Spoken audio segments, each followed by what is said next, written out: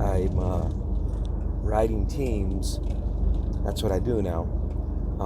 Heading back to the plant. We're done for the week. Basically only run 4 days. So my last night driving was last night. It's Thursday, and I'm off for the weekend. It's not a bad gig. Anyway, we're going through Flagstaff. There's a view out the window. Yeah, it's a little dirty. Sorry. I never have this window open. I always have the cover on it because I'm sleeping.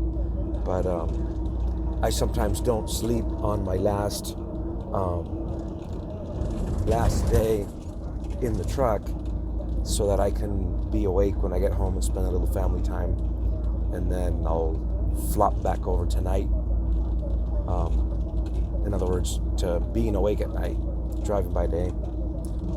So today's video, misconceptions and whatever you want to call it, box truck license requirements. Some of you get it. It's pretty basic. If a box truck has a gross vehicle weight rating of less than 26,001 pounds, you do not need a CDL. If it's above 26, you do. And there's a little bit of confusion. It's not dramatically bad, but here goes. So the 26,000 pound mark for a single vehicle is still a non-CDL vehicle, okay?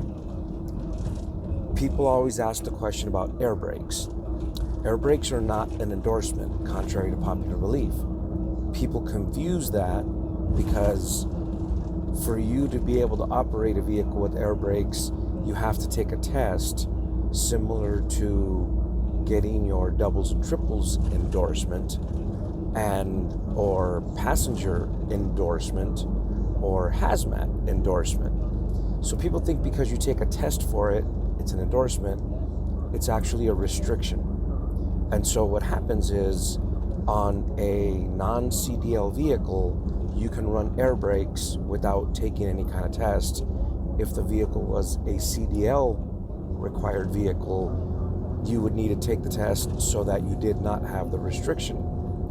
And I've said that a couple times to a couple people. They don't believe me. They think I'm wrong. Perfect example or comparison would be the automatic restriction, automatic only. So if you have a CDL vehicle that has a stick shift and you have an automatic only restriction, you cannot operate that vehicle, but you can go operate your, let's say, 5.0 powered Mustang with a manual gearbox because it's not a CDL vehicle. The restriction only applies to the CDL vehicle itself. And so that's like the biggest misunderstanding, misconception with regards to licensing. You are also not required to take a drug screening program for that vehicle because it's under 26,000 pounds and does not require a CDL. Now, if you're asking yourself, well, that's one and the same, Miguel. Why did you say it that way? You can have under 26,000 pound gross vehicle weight rating and still be required to have a CDL.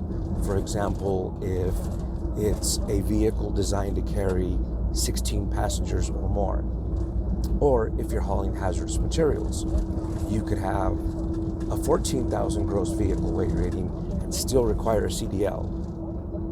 So the CDL requirement would mean you have to have the drug screen program even though you're under 26,000. Likewise, you can go over 26,000 and not require a CDL. I might confuse some of you here, but here goes.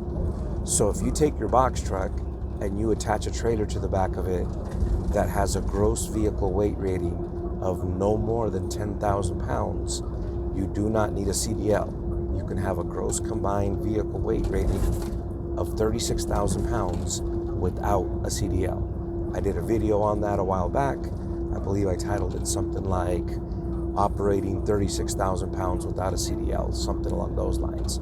So that's another misconception, that you cannot exceed 26 as a combination. You can.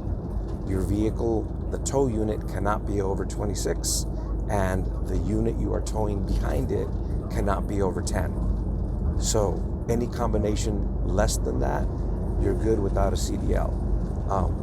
Maybe I'll post the link to the other video just so you guys can see where I break it down state by state. That's about it for that, guys.